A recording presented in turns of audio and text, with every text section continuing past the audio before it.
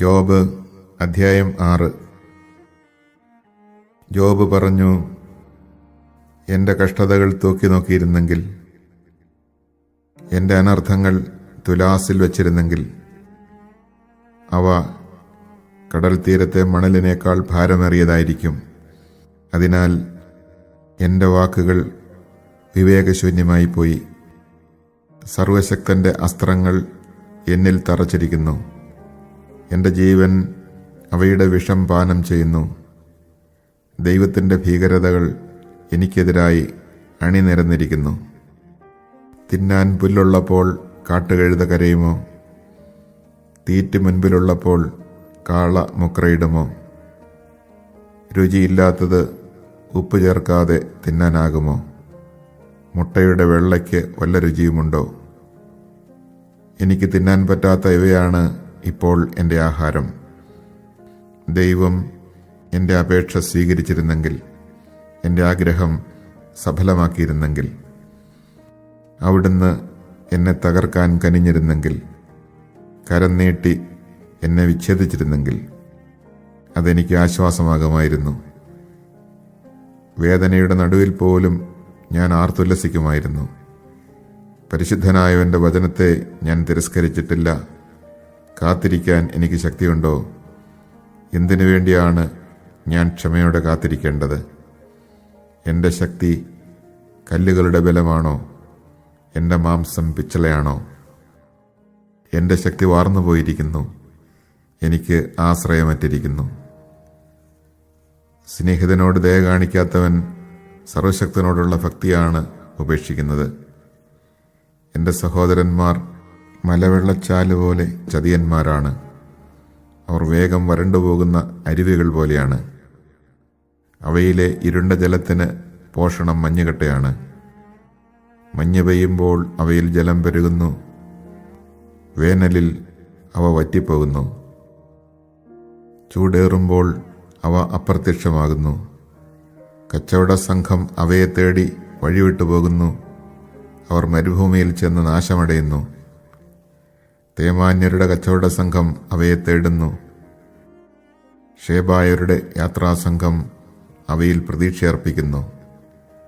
വരണ്ട അരുവിയുടെ കരയിൽ അവരുടെ പ്രതീക്ഷ കൊഴിഞ്ഞു വീഴുന്നു. നിങ്ങൾ എനിക്ക് അതുപോലെയായി തീർന്നിരിക്കുന്നു. എൻ്റെ വിപത്ത് കണ്ട് നിങ്ങൾ ഭയപ്പെടുന്നു. എനിക്കൊരു സമ്മാനം നൽകാനോ നിങ്ങളുടെ ധനത്തിൽ നിന്ന് എനിക്ക് വേണ്ടി കോഴ എടുക്കാനോ ഞാൻ ആവശ്യപ്പെട്ടോ? ശത്രുകരങ്ങളിൽ നിന്ന് എന്നെ രക്ഷിക്കാനോ മർദ്ദകരിൽ നിന്ന് എന്നെ മോചിക്കാനോ ഞാൻ അഭ്യർത്ഥിച്ചോ? ഉപദേശിച്ചുകൊള്ളുക, ഞാൻ നിശബ്ദം കേൾക്കാം. ഞാൻ എന്ത് തെറ്റ് ചെയ്തുവെന്ന് മനസ്സിലാക്കി തരിക. ആത്മാർത്ഥമായ വാക്കുകൾ സ്വീകാര്യമാണ്. എന്നാൽ നിങ്ങളുടെ ശാസനയ്ക്ക് അടിസ്ഥാനമെന്ത്? കാറ്റ് മായ്ക്കുന്ന നിരാശ കൊണ്ട് വാക്കുകളെ ശാസിക്കാൻ നിങ്ങൾ തുനിയുന്നുവോ? അനാഥന് വേണ്ടി നിങ്ങൾ കുറിയിടുന്നു. സ്വന്തം സ്നേഹിതന് നിങ്ങൾ വിലപേശുന്നു. എന്നാൽ ഇപ്പോൾ എന്നെ കരുണാപൂർവ്വം നോക്കുക. നിങ്ങളോട് ഞാൻ കള്ളം പറയുകയില്ല. നിൽക്കണേ, എന്നോട് നീതി കാട്ടണമേ. എൻ്റെ ന്യായവാദം കേട്ടില്ലല്ലോ. ഞാൻ പറഞ്ഞത് തെറ്റായിരുന്നോ? വിപത്തുകൾ വിവേചിച്ചറിയാൻ എനിക്ക് കഴിവില്ലേ?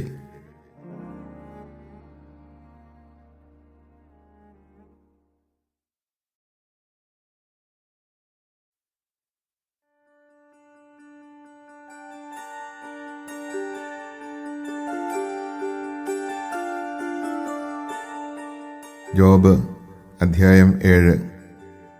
മനുഷ്യജീവിതം നിർബന്ധിത സേവനം മാത്രമല്ലേ? അവൻ്റെ ദിനങ്ങൾ കൂലിക്കാരൻ്റെ ദിനങ്ങൾക്ക് തുല്യമല്ലേ?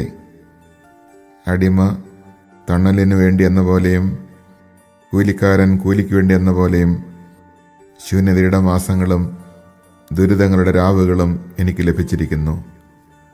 ഉറങ്ങാൻ കിടക്കുമ്പോൾ എപ്പോഴാണ് പ്രഭാതമാവുക എന്ന് ഞാൻ ചിന്തിക്കുന്നു. എന്നാൽ രാത്രി നീണ്ടതാണ്.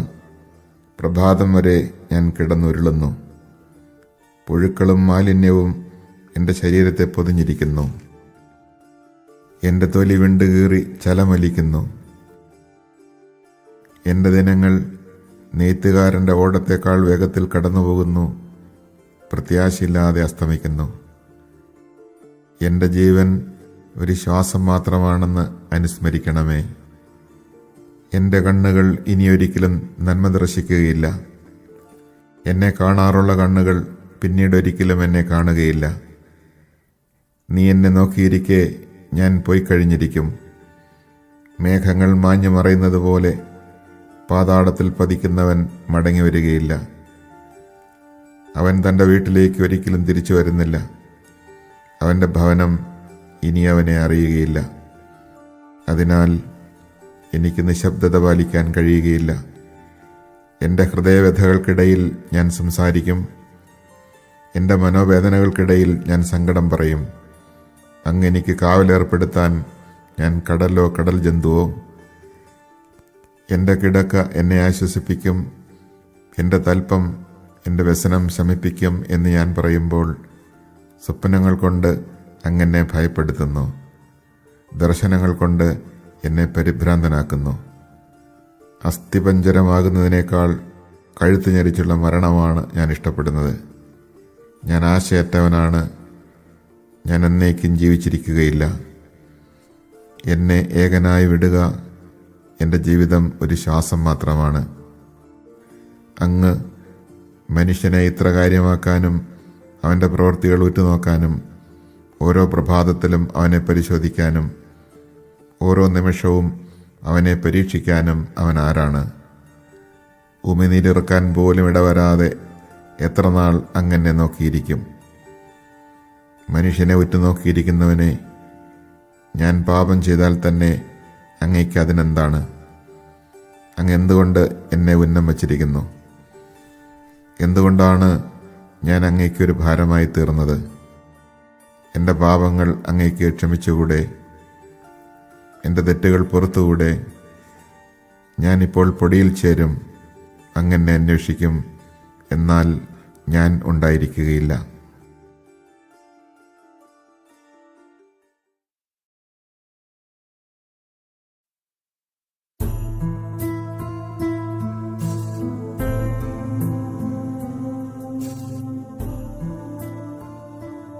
ജോബ് അധ്യായം 8. ശൂഹ്യനായ ബിൽദാദ് പറഞ്ഞു, നിന്റെ പ്രചണ്ഡ ഭാഷണത്തിന് അവസാനമില്ലേ?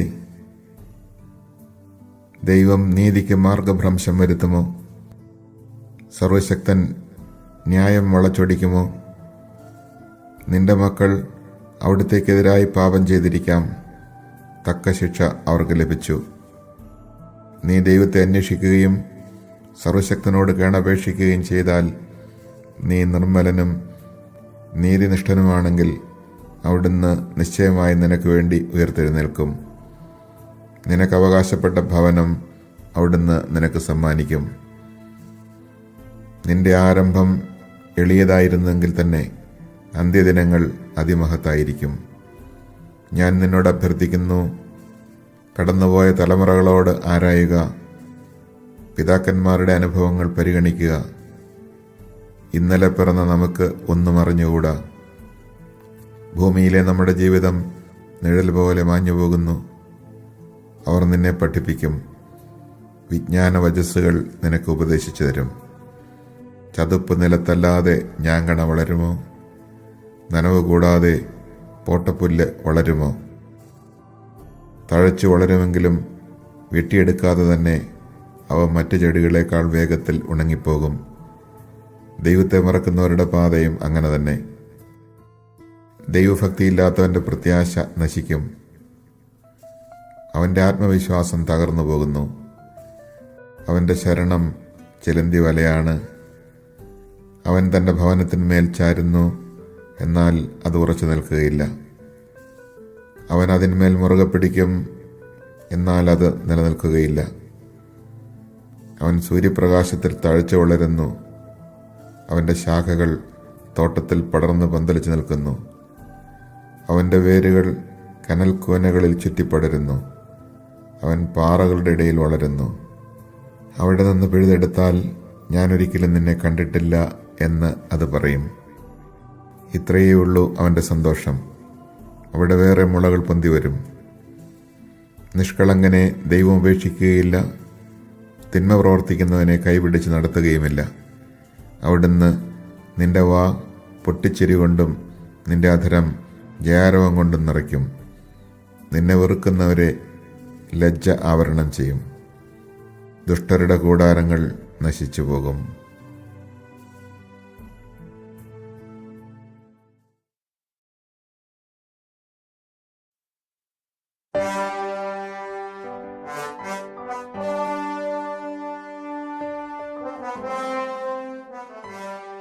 ജോബ് അധ്യായം 9. ജോബ് പറഞ്ഞു, അതങ്ങനെ തന്നെ. ഒരുവന് ദൈവത്തിൻ്റെ മുൻപിൽ എങ്ങനെ നീതിമാനാകാൻ കഴിയും? ഒരുവൻ അവിടുത്തോട് വാഗ്വാദത്തിലേർപ്പെട്ടാൽ 1000-ൽ 1 തവണ പോലും അവിടുത്തോട് ഉത്തരം പറയാൻ കഴിയുകയില്ല. അവിടുന്ന് ജ്ഞാനിയും ബലിഷ്ഠനുമാണ്. അവിടുത്തോട് എതിർത്ത് ആര് ജയിച്ചിട്ടുണ്ട്?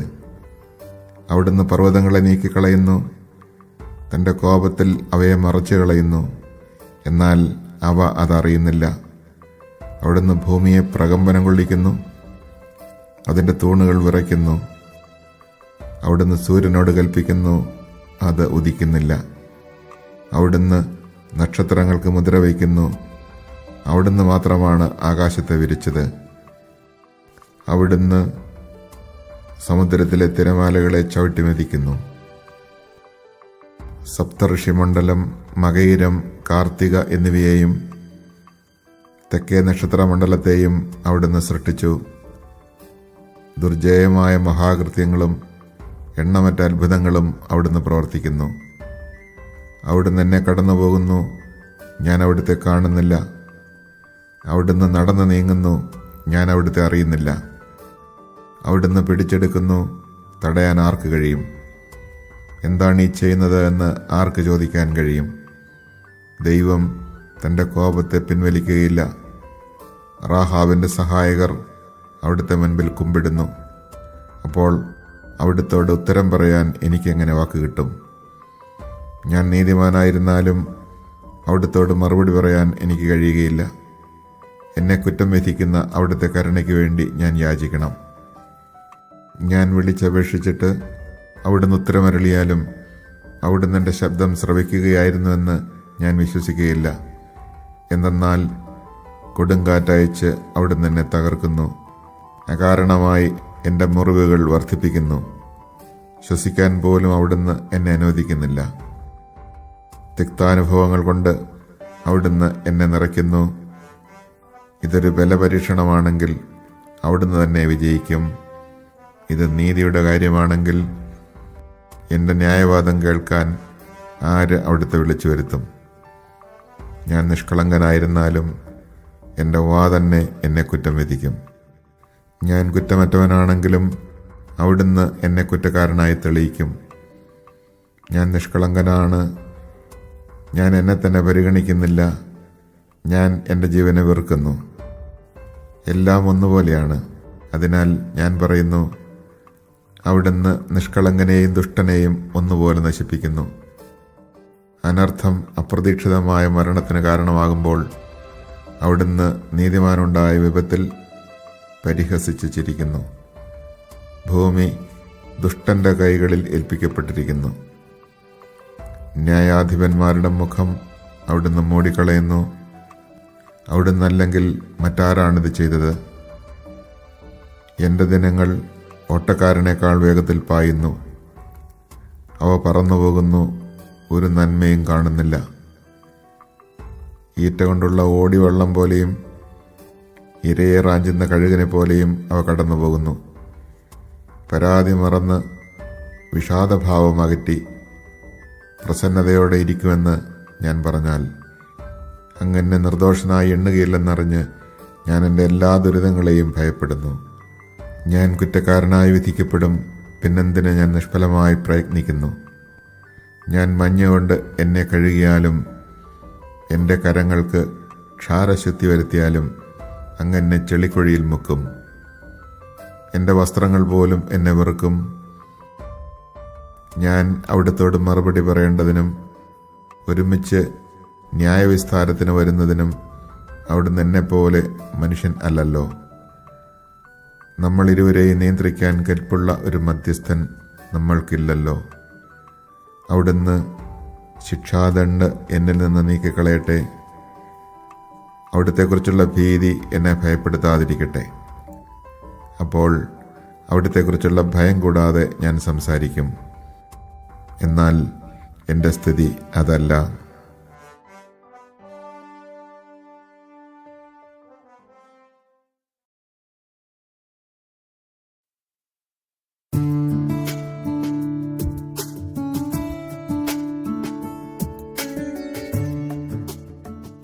ജോബ് അധ്യായം 10. എൻ്റെ ജീവിതത്തെ ഞാൻ വെറുക്കുന്നു.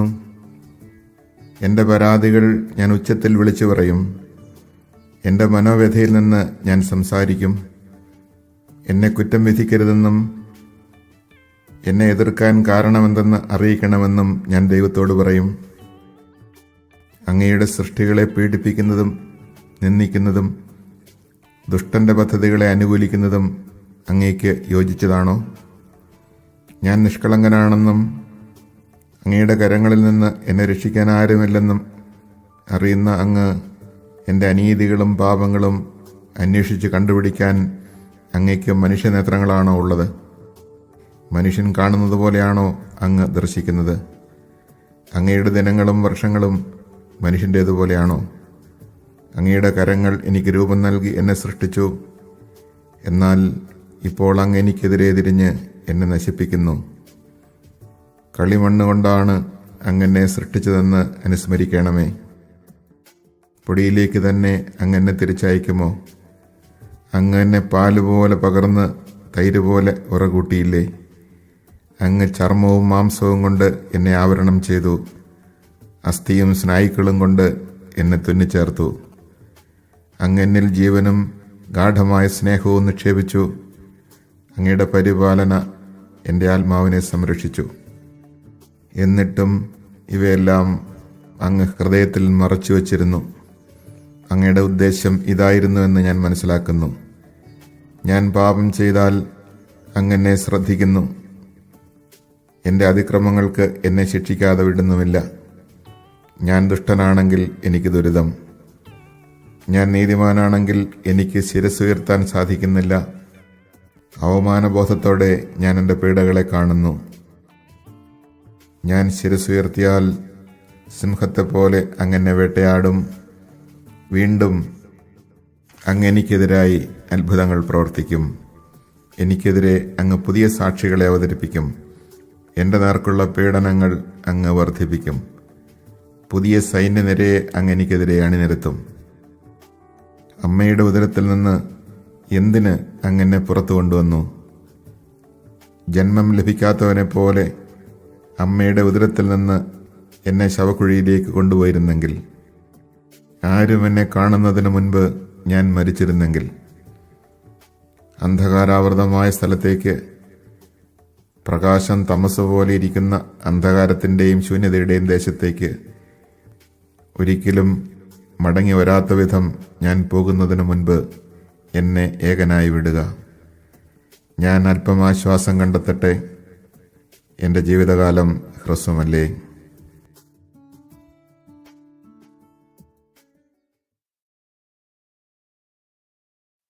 Chapter 6. Then Job answered and said, Ah, could my anguish but be measured, and my calamity laid with it in the scales, they would now outweigh the sands of the sea. Because of this I speak without restraint. For the arrows of the Almighty pierced me, and my spirit drinks in their poison. The terrors of God are arrayed against me. Does the wild ass bray when he has grass? Does the ox low over his fodder? Can a thing insipid be eaten without salt? Is there flavor in the white of an egg? I refuse to touch them. They are loathsome food to me. Oh, that I might have my request, and that God would grant what I long for. Even that God would decide to crush me, that he would put forth his hand and cut me off. Then I should still have consolation, and could exult through unremitting pain, because I have not transgressed the commands of the Holy One. What strength have I that I should endure, and what is my limit that I should be patient? Have I the strength of stones, or is my flesh of bronze? Have I no helper, and has advice deserted me? A friend owes kindness to one in despair, though he have forsaken the fear of the Almighty. My brethren are undependable as a brook, as watercourses that run dry in the wadis. Though they may be black with ice, and with snow heaped upon them, yet once they flow, they cease to be. In the heat they disappear from their place. Caravans turn aside from their routes. They go into the desert and perish. The caravans of Tema search. The companies of Sheba have hopes. They are disappointed, though they were confident. They come there and are frustrated. It is thus that you have now become for me. You see a terrifying thing and are afraid.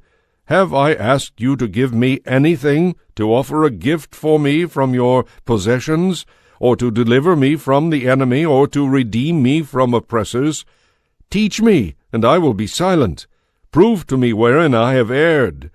How agreeable are honest words, yet how unconvincing is your argument. Do you consider your words as proof, but the sayings of a desperate man as wind? You would even cast lots for the orphan, and would barter away your friend. Come now, give me your attention. Surely I will not lie to your face. Think it over. Let there be no injustice. Think it over. I still am right. Is there insincerity on my tongue, or cannot my taste discern falsehood? Chapter 7. Is not man's life on earth a drudgery? Are not his days those of a hireling? He is a slave who longs for the shade, a hireling who waits for his wages. So I have been assigned months of misery, and troubled nights have been told off for me. If in bed I say, when shall I arise? Then the night drags on. I am filled with restlessness until the dawn. My flesh is clothed with worms and scabs, my skin cracks and festers. My days are swifter than a weaver's shuttle, they come to an end without hope. Remember that my life is like the wind. I shall not see happiness again. The eye that now sees me shall no more behold me. As you look at me, I shall be gone. As a cloud dissolves and vanishes, so he who goes down to the nether world shall come up no more. He shall not again return to his house, his place shall know him no more. My own utterance I will not restrain, I will speak in the anguish of my spirit. I will complain in the bitterness of my soul. Am I the sea, or a monster of the deep, that you place a watch over me? Why have you set me up as an object of attack? Or why should I be a target for you? When I say, my bed shall comfort me, my couch shall ease my complaint, then you affright me with dreams and with visions terrify me, so that I should prefer choking and death rather than my pains. I waste away, I cannot live forever. Let me alone, for my days are but a breath. What is man, that you make much of him, or pay him any heed? You observe him with each new day, and try him at every moment. How long will it be before you look away from me? And let me alone long enough to swallow my spittle. Though I have sinned, what can I do to you, O watcher of men? Why do you not pardon my offense, or take away my guilt? For soon I shall lie down in the dust, and should you seek me, I shall then be gone. Chapter 8. Bildad the Shuhite spoke out and said, How long will you utter such things? The words from your mouth are like a mighty wind. Does God pervert judgment, and does the Almighty distort justice? If your children have sinned against him, and he has left them in the grip of their guilt, still, if you yourself have recourse to God and make supplication to the Almighty, should you be blameless and upright, surely now he will awake for you and restore your rightful domain. Your former state will be of little moment, for in time to come you will flourish indeed. If you inquire of the former generations and give heed to the experience of the fathers, As we are but of yesterday, and have no knowledge, because our days on earth are but a shadow, will they not teach you, and tell you, and utter their words of understanding? Can the papyrus grow up without mire? Can the reed grass flourish without water? While it is yet green and uncut, it withers quicker than any grass. So is the end of everyone who forgets God, and so shall the hope of the godless man perish. His confidence is but a gossamer thread, and his trust is a spider's web. He shall rely upon his family, but it shall not last. He shall cling to it, but it shall not endure. He is full of sap before sunrise, and beyond his garden his shoots go forth. About a heap of stones are his roots entwined, among the rocks he takes hold. Yet if one tears him from his place, it will disown him. I have never seen you. There he lies rotting beside the road, and out of the soil another sprouts. Behold, God will not cast away the upright, neither will he take the hand of the wicked. Once more will he fill your mouth with laughter, and your lips with rejoicing. They that hate you shall be clothed with shame, and the tent of the wicked shall be no more. Chapter 9. Then Job answered and said, I know well that it is so, but how can a man be justified before God? Should one wish to contend with him, he could not answer him once in 1,000 times.